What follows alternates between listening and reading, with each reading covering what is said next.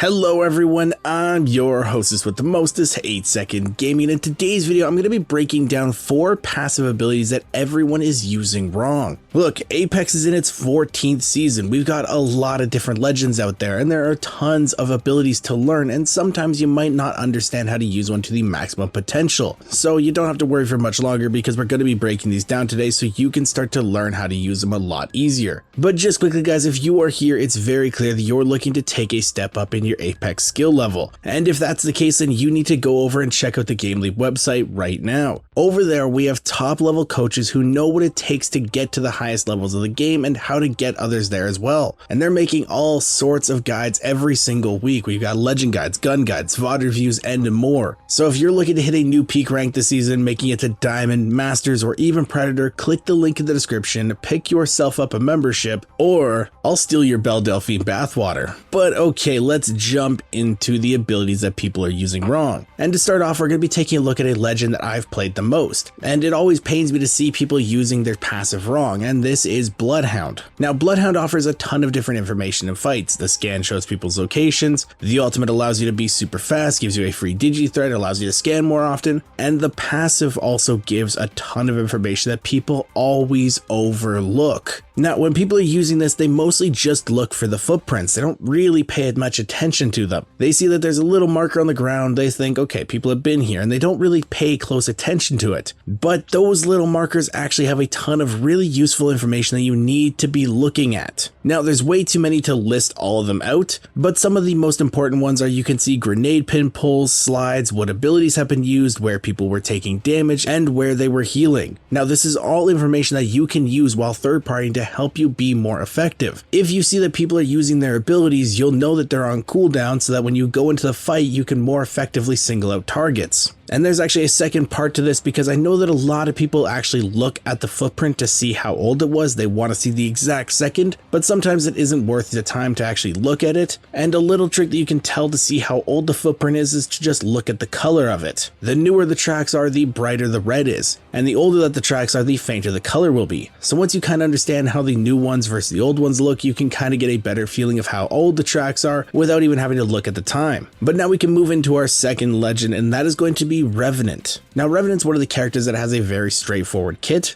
It doesn't seem like there's a whole lot that could be hidden that people can't be understanding. But with his passive, there's one part that when you crouch, you move faster. And this is what people always get wrong on Revenant. When you're in a fight as Rev, you need to be crouching and strafing that way. The first reason is Revenant is a very tall character. He has a very long hitbox. By crouching, you are cutting a lot of that hitbox off, making you a smaller target and making it so people actually have to aim a lot more in order to hit you. Revenant's hitbox does not do him any favors, and if you're not crouching, you're not doing yourself any favors either. But now with Revenant's passive making him move faster while crouching, if you crouch in a gunfight, you are going to strafe a lot faster. When you're strafing faster, you're making yourself harder to hit. And if you're harder to hit, you're taking less damage and you're less likely to die in that fight. Now, there might be some people saying, yeah, well, I already knew that about Revenant, but are you actually doing it in fights? Because I play this game a lot. I see a lot of different Rev players in not only pub games, but ranked games as well. And I can't tell you the last time that I actually saw a Revenant do this in fights. I've seen a Revenant crouch spam, but never actually just hold crouch and just move back and forth. A lot of the times they just forget to do it. So if you're a Rev player, really drill it into your head to start to do it in fights and you will see a lot more success because of it. But now we can dive into our third character, and this is going to be Fuse. Now, I'm sure that one caught a lot of people off guard. What could people possibly be doing that's wrong with Fuse's passive? I mean, it's just grenades. You put them into your arm, you launch them faster.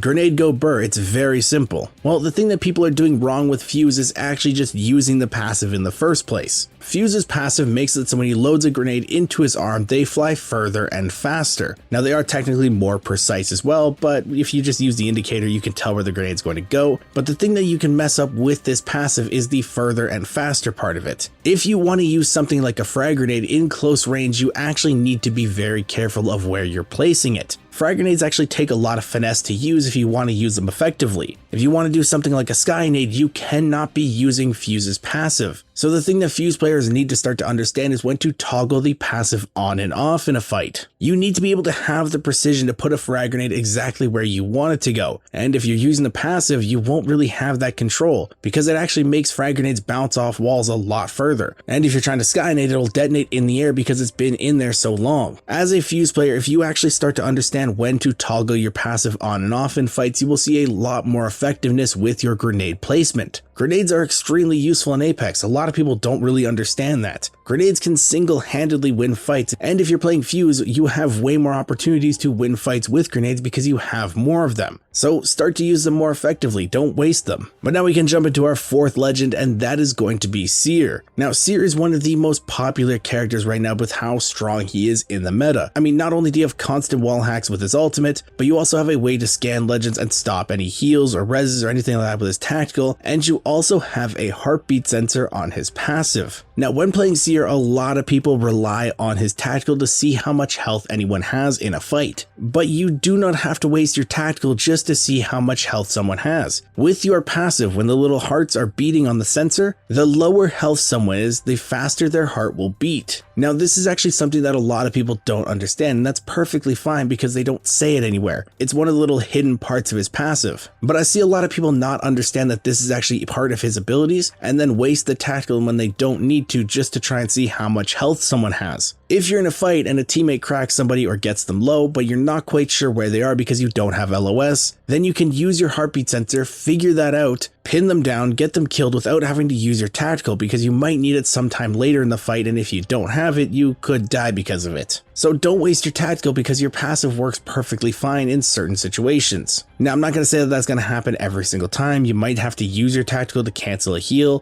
but that's going way too far into certain situations. So to kind of circle back to it, just know if it's beating faster, it means that they are lower health. Now, I do want to give an honorable mention on this list as well, because this legend could technically fit on this list, but at the same time they don't because it's not technically using it wrong. But I think a lot of people really underestimate how useful Wraith's passive can actually be. Now, the big meme around Wraith's passive when it says somebody's looking at you, but it doesn't tell you where, that kind of actually gets me a little bit angry. People are so reliant on scans and figuring out where people are from the game giving you that information that they're not self-reliant enough to understand that when somebody's looking at you, that gives you enough warning that you can get behind cover or even throw your phase out so you're not just caught out in the open. Wraith's passive is actually extremely good at getting people out of situations because somebody looked at them. Now, I can't tell you how many times I've been able to 3-2-1 a Wraith just because they don't pay attention to their passive. They hear the voices and then they're just kind of like, oh, I have no idea where this team is, and then they just get absolutely annihilated because of it. When you hear those voices, it's not the worst idea to just throw your phase out and then get to a safe position. So again, this is just kind of Wraith getting an honorable mention. I don't think it's technically people using it wrong, I just don't think people actually understand how good it is. But now that's where I have a question for you guys, the community. Is there a legend whose passive you think everyone uses wrong? Let me know in the comments. I would love to hear what you guys have to say about this. And who knows, maybe if you mention a legend that somebody mains, it'll help them use them a lot more effectively. But with all this being said, guys, I really hope you enjoyed this video and learned something new. If you did and you want to stay up to date with the latest and greatest Apex Legends tips, tricks, and news, don't forget to smash that like and subscribe button. Thank you guys all for watching. Once again, I'm 8 Second Gaming. You guys can come check me out on Twitch sometime, twitch.tv/8secondgaming, and I will see you guys in the next one.